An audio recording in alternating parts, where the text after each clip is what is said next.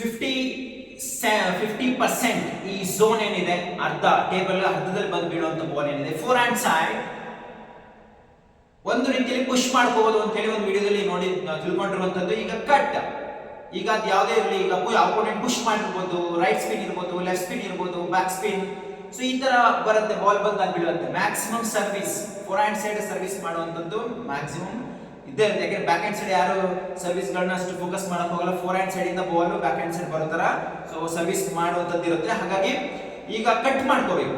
ಈಗ service back spin service push ಮಾಡಿದ್ದಾರೆ ಅಂತ ಅನ್ಕೊಳ್ಳೋಣ. ಪುಷ್ ಮಾಡಿರೋ ಬಾಲ್ ನಮಗೆ ಈ ಝೋನಲ್ಲಿ ಬಂದು ಬೀಳ್ತು, ಅರ್ಧದಲ್ಲಿ ಟೇಬಲ್ ಅರ್ಧದಲ್ಲಿ ಬಂದು ಬೀಳ್ತು. ಕಟ್ ಅಂದ್ರೆ ಅಪ್ಪರ್ ಬಾಡಿನ ಮುಂದೆ ತಗೋಬೇಕು, ದೆನ್ ಎಲ್ಬೋ ಬಾಡಿ ಒಳಗಡೆಗೆ, ರಿಸ್ಟ್ ಹೊರಗಡೆಗೆ, then from upward to downward. Cut ಅಂದ್ರೆ ಅರ್ಥ ಮಾಡ್ಕೊಳ್ಳಿ. ಕಟ್ ಹೇಗೆ ಮಾಡೋದು, ಸೊ ಮನೇಲೆಲ್ಲ ಸೊ ನಾವು ಕಟ್ ಅನ್ನೋಂಥದ್ದು, ಈಗ ವೆಜಿಟೇಬಲ್ಸ್ ಎಲ್ಲ ಕಟ್ ಮಾಡಬೇಕಾದ್ರೆ ಚಾಕು ತಗೊಂಡು ಸೊ ಕಟ್ ಅಂತಾನೆ ಹೇಳೋದು. ಸೊ ಅಲ್ಲಿ ಅರ್ಥ ಮಾಡ್ಕೊಳ್ಳಿ. ರಬ್ಬರ್ ಔಟ್ ಮೇಲ್ಗಡೆ ಇದೆ, ಕೆಳಗಡೆ ಇದೆ, ಇನ್ ಬಿಟ್ವೀನ್ ಬಾಲ್ ಸೇರ್ಕೊಂಡ್ರೆ ಅಲ್ಲಿ ಥಿಂಕ್ ಮಾಡಿ ಬಾಲ್ ಮತ್ತೆ ರಾಕೆಟ್ ಇನ್ ಬಿಟ್ವೀನ್ ಕಟ್ ಅಂದಾಗ ಬಾಲ್ ಕೆಲಸ ಮಾಡುತ್ತೆ, ಅಂದ್ರೆ ಬ್ಯಾಕ್ ಸ್ಪಿನ್ ಆಗುತ್ತೆ. ಅವರು ನಮಗೆ ಲೂಸ್ ಆಗಿ ಇಲ್ಲಿ ಬಾಲ್ ನ ಕೊಟ್ಟಿರ್ತಾರೆ, ನಾವು ಅದನ್ನ ಬ್ಯಾಕ್ ಸ್ಪಿನ್ ಕೊಡುವಂಥದ್ದು. ಈಗ ರೈಟ್ ಸ್ಪಿನ್ ಸರ್ವಿಸ್ ಬಂದಿರುತ್ತೆ, ನಾವು ಅದನ್ನ ಕಟ್ ಮಾಡಿ ಅವರಿಗೆ ಬ್ಯಾಕ್ ಸ್ಪಿನ್ ಕೊಡೋದು. ಲೆಫ್ಟ್ ಸ್ಪಿನ್ ಸರ್ವಿಸ್ ಮಾಡಿರ್ತಾರೆ, ಅದನ್ನ ಕಟ್ ಮಾಡಿ ಅವರಿಗೆ ಬ್ಯಾಕ್ ಸ್ಪಿನ್ ಕೊಡೋದು. ಸೊ ಈ ಲೂಸ್ ಬಾಲ್ ಕೊಟ್ಟಿರ್ತಾರೆ, ಅದನ್ನ ಕಟ್ ಮಾಡಿ ಅವರಿಗೆ ಬ್ಯಾಕ್ ಸ್ಪಿನ್ ಕೊಡೋದು. ರೊಟೇಷನ್ಸ್ ಬ್ಯಾಕ್ ಸ್ಪಿನ್ ತುಂಬಾನೇ ಎಫೆಕ್ಟಿವ್ ಆಗಿರುತ್ತೆ, ಯಾಕೆಂದ್ರೆ ನಾವು ಕಟ್ ಮಾಡ್ತಾ ಇರೋದ್ರಿಂದ ಬಾಲ್ ಸೊ ಈ ರೀತಿ. ಈಗ ಅವರು ಸೊ ಆಲ್ಮೋಸ್ಟ್ ಸೊ ಸ್ಪಿನ್ ಬಂದು ಈಗ ಲೆಫ್ಟ್ ಸ್ಪಿನ್ ಮಾಡಿರ್ತಾರೆ, ಅದನ್ನ ನಾವು ಸೊ ಯಾವುದು ಬ್ಯಾಕ್ ಸ್ಪಿನ್ ಕೊಡೋದು ಕಟ್ ಮಾಡಿ. ದೆನ್ ಅವರು ರೈಟ್ ಸ್ಪಿನ್ ಕೊಟ್ಟಿರ್ತಾರೆ ಹೀಗೆ, ಅದನ್ನ ನಾವು ಮತ್ತೆ ಸೊ ಕಟ್ ಮಾಡಿ ಅವ್ರಿಗೆ ಸೊ ಮ್ಯಾಕ್ಸಿಮಮ್ ಬ್ಯಾಕ್ ಸ್ಪಿನ್ ಕೊಡೋದು.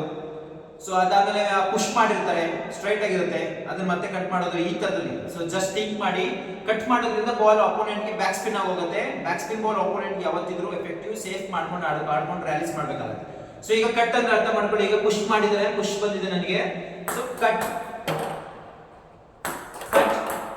ಸೊ ಪ್ರಾಪರ್ ಆಗಿ ವೆಯ್ಟ್ ಮಾಡ್ಕೊಂಡು ಬಾಲ್ ಲೈನ್ ಎಷ್ಟು ಹೈಟ್ ಇದೆ ಅನ್ನೋದು ನೋಡ್ಕೊಂಡು ಕಟ್ ಮಾಡಬೇಕು.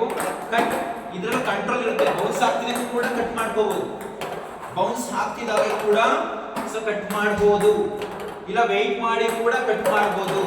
ಪ್ರೆಷರ್ ಸ್ವಲ್ಪ ಒತ್ತಡ ಹಾಕುವಂಥದ್ದು, ಬಾಲ್ ಮೇಲೆ ಒತ್ತಡ ಹಾಕುವಂಥದ್ದು ಮಿಸ್ ಆಗಬಾರ್ದು.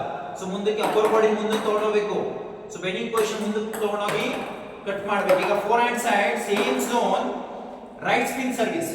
ಈಗ ನನಗೆ ಬಲಗಡೆ ಹೋಗೋ ತರ ಸರ್ವಿಸ್ ಬಂದಿದೆ, ಅದೇ ಝೋನ್ ಬೀಳುವಂಥದ್ದು. ಈಗ wrist out then cut, wrist out then cut, wrist out then cut. ಹೀಗೂ ಕಟ್ ಮಾಡ್ಕೋಬಹುದು ಈ ಕಡೆನು, ಬಟ್ ಬೌನ್ಸ್ ಆಗ್ತಿದಂಗೆ ಹೋಗ್ಬೇಕು. ಈಗ ಅದೇ ಸ್ಪಿನ್ ಬೌನ್ಸ್ ಆಗ್ತಿದಂಗೆ. Okay, wrist out then cut, ಈ ಕಡೆಗೆ ಕಟ್ ಮಾಡ್ಕೋಬಹುದು. ದೆನ್ ಲೆಫ್ಟ್ ಸ್ಪಿನ್ ಸರ್ವಿಸ್ ನನಗೆ ಆ ಝೋನ್ ಬಂದು ಬಿದ್ದಿದೆ, ಈ ಕಡೆ ಇದೆ.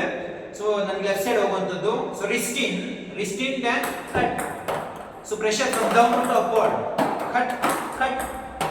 ಈ ರೀತಿಯಾಗಿ ಕೂಡ ನಾವು ಸರ್ವಿಸ್ ನ ರಿಸೀವ್ ಮಾಡ್ಕೋಬಹುದು. ಸೊ ಈ ಝೋನ್ ಅಲ್ಲಿ ಬೀಳುವಂತದ್ದೆಲ್ಲ ಕೀಪ್ ಮಾಡಿದ್ರೆ ಸೊ ಎಷ್ಟು ದೂರದಲ್ಲಿ ನಾವು ಕೀಪ್ ಮಾಡಿರ್ತೀವಿ ಅಪೋನೆಂಟ್ ವರ್ಗೂ ಅಷ್ಟು ದೂರದಲ್ಲಿ ಹೋಗುವಂತದ್ದು ಇರುತ್ತೆ. ಅಂದ್ರೆ ಕಂಟ್ರೋಲ್ ಜಸ್ಟ್ ಕೀಪ್ ಕೂಡ ಮಾಡ್ಕೋಬಹುದು, ಬಟ್ ಈಸಿ ಇರುತ್ತೆ. ಅದನ್ನ ಆರಾಮಾಗಿ ಅಪೋನೆಂಟ್ ಟ್ಯಾಪ್ ಮಾಡ್ಕೋಬಹುದು, ಫ್ಲಿಪ್ ಮಾಡ್ಕೋಬಹುದು, ಈ ತರದಲ್ಲಿ ಆಗುತ್ತೆ. ಹಾಗಾಗಿ ಕಟ್ ಮಾಡುವಂಥದ್ದು one of the best strongest method. ಹಾಗಾಗಿ ಇದನ್ನ ಬ್ಯಾಲೆನ್ಸ್ ಮಾಡಿ. ಓಕೆ, ಇನ್ನು ಅವರು ಬ್ಯಾಕ್ ಸ್ಪಿನ್ ಸರ್ವಿಸ್ ಮಾಡಿರ್ತಾರೆ. ಬ್ಯಾಕ್ ಸ್ಪಿನ್ ಸರ್ವಿಸ್ ಮಾಡಿದಾಗ ಸೊ ನಾವು ಏನ್ ಮಾಡ್ತೀವಿ, ಅದನ್ನ ಪ್ರೆಷರ್ ಹಾಕಿ ಕಟ್ ಮಾಡಕ್ ಹೋಗಲ್ಲ, ಯಾಕೆಂದ್ರೆ ಮೊದಲೇ ಬ್ಯಾಕ್ ಸ್ಪಿನ್ ನಮ್ಗೆ ಹೀಗೆ ಬರ್ತಾ ಇರುತ್ತೆ, ಮತ್ತೆ ನಾವು ಪ್ರೆಷರ್ ಹಾಕಿದ್ರೆ ಬಾಲ್ ನೆಟ್ಕೋಗುತ್ತೆ, ಕೆಳಗಡೆ ಹೋಗೋ ಸ್ಪಿನ್ ಅಲ್ವಾ, ಹಾಗಾಗಿ ಅದು ನೆಟ್ಗೆ ಹೋಗುವಂಥದ್ದು. ಸೊ ಅದನ್ನ ಏನ್ ಮಾಡ್ತೀವಿ, ಆ ಬ್ಯಾಕ್ ಸ್ಪಿನ್ ನ ಜಸ್ಟ್ ಸೊ ಕೀಪ್ ಮಾಡ್ಕೋಬಹುದು. ಸೊ ಬ್ಯಾಕ್ ಸ್ಪಿನ್ ಜಸ್ಟ್ ಅದಕ್ಕೆ ತೋರಿಸ್ಕೋಬಹುದು ಈ ರೀತಿಯಾಗಿ. ಇಲ್ಲ ಅಂದ್ರೆ ಪುಷ್ ಮಾಡ್ಕೋಬಹುದು, ಅದನ್ನ ನೇರ ಪುಷ್ ಮಾಡ್ಕೋಬಹುದು. ಕಟ್ ಮಾಡಿದ್ರೆ ಬಾಲ್ ಕೆಳಗಡೆ ಹೋಗ್ಬಿಡುತ್ತೆ. ಸೊ ಇದನ್ನ ಫಸ್ಟ್ ಅರ್ಥ ಮಾಡ್ಕೋಬೇಕು.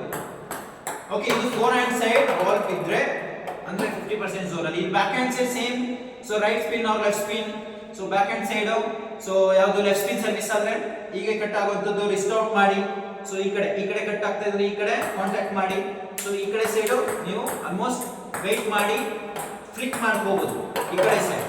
ಈಗ ರೈಟ್ ಸ್ಪಿನ್ ಸರ್ವಿಸ್ ಈ ಕಡೆ ಕಟ್ ಆಗುತ್ತೆ, ಲೆಫ್ಟ್ ಲೆಗ್ ಮುಂದೆ ಇಡಬೇಕು, ಅಪ್ಪರ್ ಬಾಡಿ ಬೆಂಡ್ ಮಾಡಬೇಕು ಪೊಸಿಷನ್. ನೀವು ರೈಟ್ ಲೆಗ್ ಕೂಡ ಇಡಬಹುದು, ರೈಟ್ ಲೆಗ್ ಇಟ್ಟು ಯಾವುದಕ್ಕೆ ಲೆಫ್ಟ್ ಸ್ಪಿನ್ ಸರ್ವಿಸ್ ಇಲ್ಲಿ ಬಂದಿದ್ರೆ ಸೊ ಅಪೋನೆಂಟ್ ಗೆ ಫೋರ್ ಹ್ಯಾಂಡ್ ಸೈಡ್ ಫ್ಲಿಕ್ ಮಾಡ್ಕೋಬಹುದು, ಈ ರೀತಿಯಾಗಿ ಫ್ಲಿಕ್ ಮಾಡ್ಕೋಬಹುದು. ಓಕೆ. ಸೊ ಫೇಕ್ ಮಾಡಿ ಕೂಡ back hand side opponent back hand side move ಮಾಡಬಹುದು.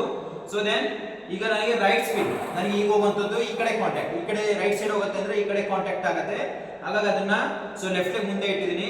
ರೈಟ್ ಲೆಗ್ ಮುಂದೆ ಇಟ್ಕೊಂಡ್ರೆ ಬಾಡಿ ರಿಸ್ಟ್ರಿಕ್ಟ್ ಆಗುತ್ತೆ. ಲೆಫ್ಟ್ ಲೆಗ್ ಮುಂದೆ ಇಟ್ಕೊಂಡು ಸೊ ಅದನ್ನ ಈ ಕಡೆಗೆ ಅಂದ್ರೆ opponent back hand side, opponent four hand side ಕೂಡ ಪ್ರೆಷರ್ ಹಾಕಬೇಕಾಗುತ್ತೆ.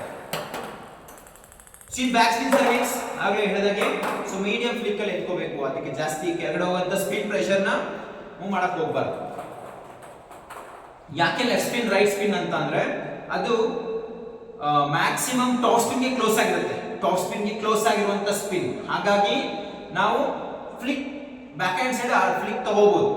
ಸೊ ಫ್ಲಿಕ್ ತಗೋಬಹುದು ಅಲ್ಲ, ಫ್ಲಿಕ್ ತಗೋಬೇಕು. ಯಾಕೆಂದ್ರೆ ಟಾಪ್ ಸ್ಪಿನ್ ಗೆ ಕ್ಲೋಸ್ ಆಗಿರುವಂತದ್ದು ಸ್ಪಿನ್ ಆಗಿರೋದ್ರಿಂದ ಸೊ ಫ್ಲಿಕ್ ತಗೊಂಡು ನಾವು so top spin related rallies ಗಳನ್ನ ಓಪನ್ ಮಾಡಿಕೊಂಡು ಸೊ ಪಾಯಿಂಟ್ಸ್ ಗೆ ಫೋಕಸ್ ಮಾಡಬೇಕಾಗುತ್ತೆ. ಸೊ ಇದು 50% ಝೋನ್ ಅಲ್ಲಿ ಬಿಡುವಂತದ್ದು